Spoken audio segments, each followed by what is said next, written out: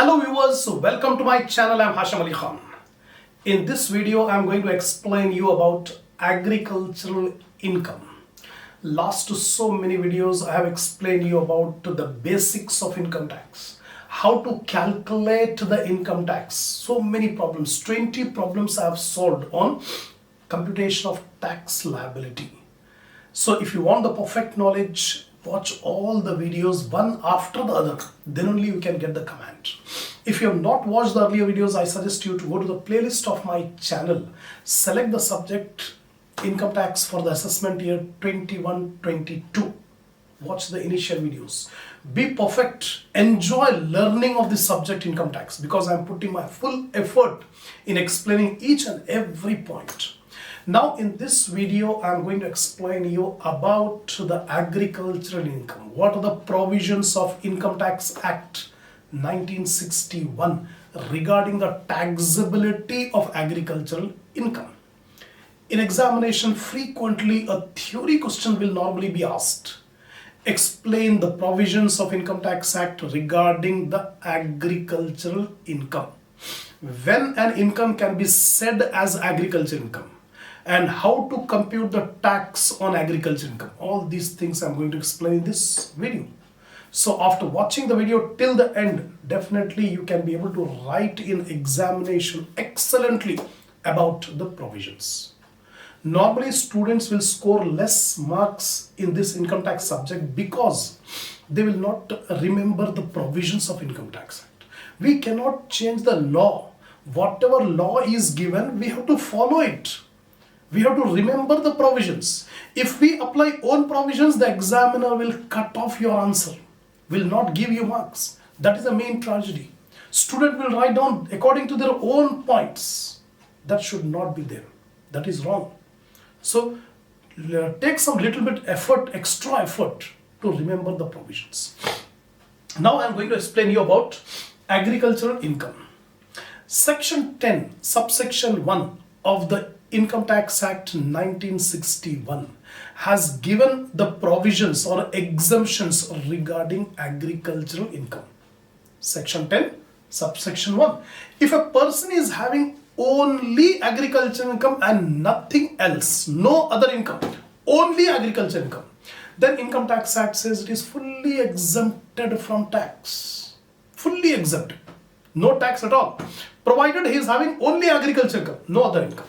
Suppose if a person is having agricultural income and also non-agricultural income, in that case Income Tax Act says we include agricultural income in non-agricultural income to put a tax on non-agricultural income. Simply, for taxing the non-agricultural income, we are including the agricultural income also. We are clubbing. We are clubbing both the incomes, agricultural income and non-agricultural income, to put a higher tax on non-agricultural income. If a person is having both. So normally we will find many cases where a person is having both the incomes. Very few SSCs are there who are having only agricultural income. If only agricultural income, no point at all, fully exempted. Now, however, if a person is having both agriculture and non-agricultural income, the agricultural income is included with the non-agricultural income to determine the tax on non-agricultural income. That is the point. So what I have explained, section 10 subsection 1, agriculture income is exempted from tax. If a person is having only agriculture, fully exempted. If a person is having both agriculture, non-agriculture, include the agriculture with non-agriculture to calculate the tax on non-agriculture. Now what is agriculture income? Now question arises, what is the test? How to decide whether an income is an agriculture income or non-agriculture income? Because Income Tax Act says that agriculture income is exempted, everybody will try to make their incomes appear as if it is an agriculture income to save the tax. So Income Tax Act has given elaborate provisions regarding how to decide an income is an agricultural income. First of all, what is agriculture income? If the owner or tenant, remember the wording, if the owner or tenant of the agricultural land situated in India receives sale money of the crop either in cash or in kind, whether the owner or tenant, sometimes the owner of the land himself or herself will do all agricultural activities on their land which is situated in India, grown the crops and receive the sale proceeds from the crops either in cash or in kind. That income is agriculture income. Whether the owner or the tenant, receive the sale proceeds of the crop grown on their land, and the land must be situated in India. Secondly, if the owner or tenant of agricultural land performs certain processes and to make the agricultural product fit for sale in the market. Sometimes the agricultural product will not be fit for sale in the market. Some processing has to be done. Example, tobacco. Tobacco, as soon as it is grown in the field, it is not in a saleable condition. The tobacco has to be processed. Similarly, many agricultural products are there which are not immediately in a saleable condition. It has to be processed further in order to make it saleable in the market. So, any income derived from processing of the agricultural produce, to make it saleable in the market, that income is also agricultural income. Thirdly, income derived by the owner or tenant of agricultural land from a building situated in the farmhouse in rural area. If a person is having a building in the rural area and that building is used for agricultural purpose, then the rent or any income derived from that building is also agricultural income. So these three, the above three incomes are regarded as agricultural income. First one, any sale proceed received from the crop either by the owner or the tenant. The land must be used for agriculture and the land must be situated in India. Similarly, if the owner or tenant has done some processing work on agricultural produce to make it saleable in the market, the income derived from that processing is agriculture income. Thirdly, any income is derived from the rent of the building which is used for agriculture purpose in rural area. That is also agriculture income. The above three conditions are treated as agriculture income only when the following conditions are satisfied. Three conditions are given by Income Tax Act. Rent or revenue derived from the land. Land must be used for agriculture purpose. And thirdly, land must be used and situated in India. These three conditions, if satisfied, then the income will be called agriculture income. First one, the rent or revenue should be derived from land. So some agricultural land is there, from that rent or revenue derived. Rent, first of all. Mr. X is the owner of the agricultural land. He is the owner, but he is not doing agricultural work. He has let out his agricultural land to Mr. Y, another farmer. Y is doing all agricultural activities and rent is paid by Y to X. So X is getting the rent from his agricultural land, but the land is used by Mr. Y. So whatever rent received by X is agricultural income. Similarly, Mr. Y is the tenant. He is doing all agricultural activity. He is growing the crops and selling the crops in the market. So whatever income he earned by selling the crop in the market is called revenue. Revenue of Mr. Y. The rent of Mr. X and revenue of Mr. Y, both are agricultural income. The land is used for agricultural purpose. Second condition, the land must be used for agricultural purpose, not for any other purpose. For making this agricultural purpose, the Income Tax Act has divided into two operations: basic operations and subsequent operations. Basic operations are the primary operations of agriculture. Example, digging the earth, sowing the seeds, watering the plant. So all the activities before sprouting of the plant from the earth, are called basic operation. Subsequent operation means once the plant are sprouted above the earth, then some more activities like putting pesticides, fertilizers and all different type of activities after the plants have been grown up. These are called subsequent activities. If a person performs only basic activities and earn the income, that is agriculture income. If a person has performed basic operation and also subsequent operation, that is also agriculture income. But if a person is performing only subsequent operations, it is non-agriculture income. Example, Mr. X has done all basic operations. After that, the subsequent operation Mr. X is not doing. He has given this contract to Mr. Y. He sold off all the activities, all that, the plants which are grown above the earth. He has given it to Mr. Y. Now Mr. Y is doing all subsequent activities. So the income earned by Mr. Y is a non-agriculture income because he is doing only one activity, subsequent activity. Mr. X is doing primary activity, basic activity. So Mr. X income, agriculture. Mr. Y income, non-agriculture. But if both the activities are done by Mr. X, then complete income will be agriculture income. The land must be used for agriculture purpose. The land must be situated in India. That means agricultural income should be derived from Indian land.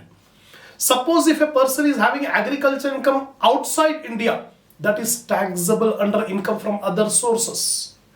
These provisions will not apply if the land is situated outside India. So 3 conditions. Rent or revenue should be derived from land. The land must be used for agriculture purpose, and the land must be situated in India. These 3 conditions are satisfied, then it is agricultural income. Next, kinds of agriculture income. Here some more elaboration is given regarding the kinds of agriculture income. First one, rent from agricultural land. Just now I told you, if a person is the owner of the land but he is not doing agricultural activities, he has let out his agricultural land to a tenant. The tenant is paying the rent to the owner. The owner is getting the rent, that is agricultural income. Second, revenue received from agricultural land. Revenue means sale proceed. The sale proceed received by agriculturist. Example, X has let out the land to Y. Y is another farmer. So Y is doing all agricultural activities and selling the crops in the market. So whatever sale proceed received, that is agricultural income for Mr. Y. Third, income received by performance of some process to render the produce saleable. Many a times the agricultural produce will not be in a condition of sale. It has to be further processed. Like for example, rice.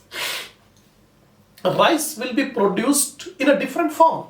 It is not in a position to sell it in the market. Some processing has to be done on the rice. Then only it will have a saleable value in the market.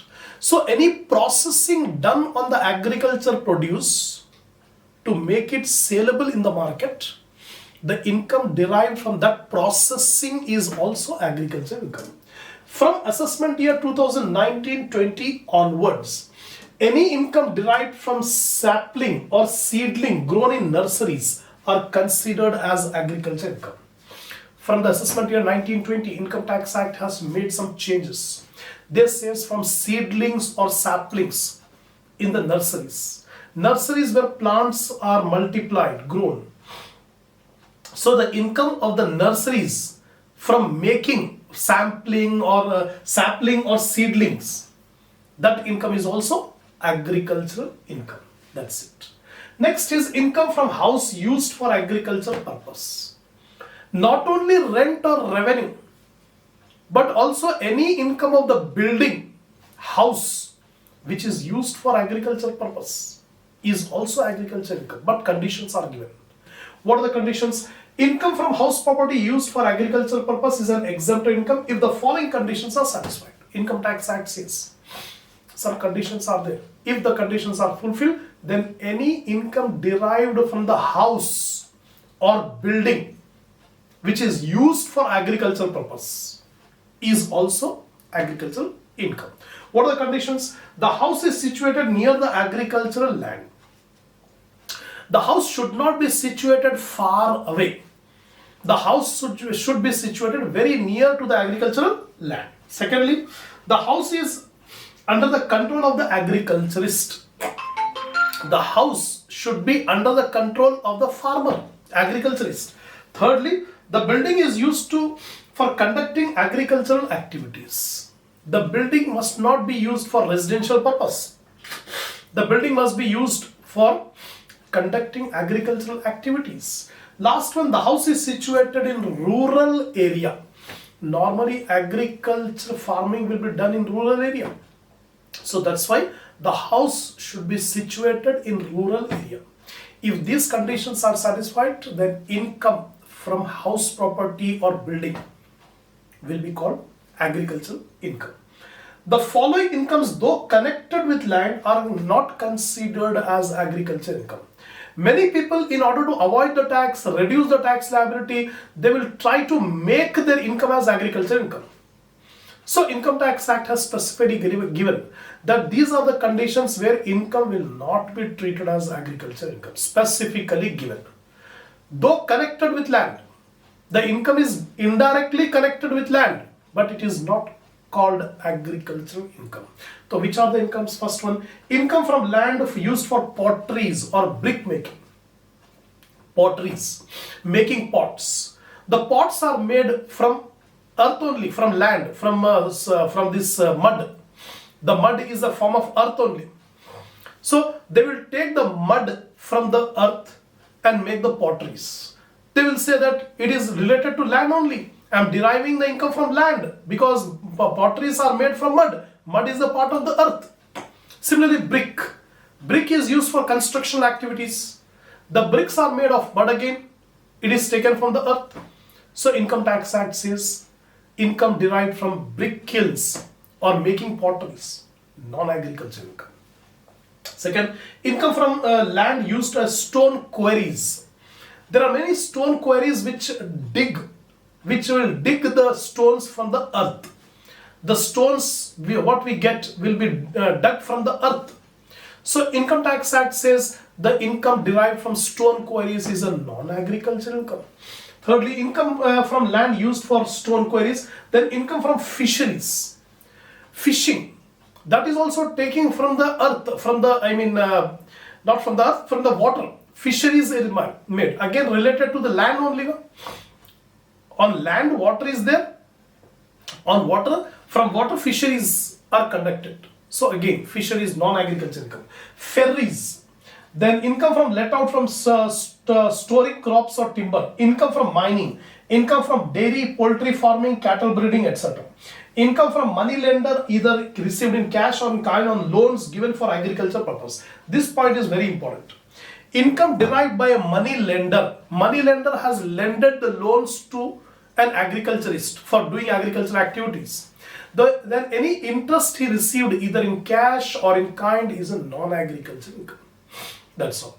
So these are the points you have to remember regarding agricultural income if theory question is asked in the examination. Inshallah, we'll continue the next topic in the next video.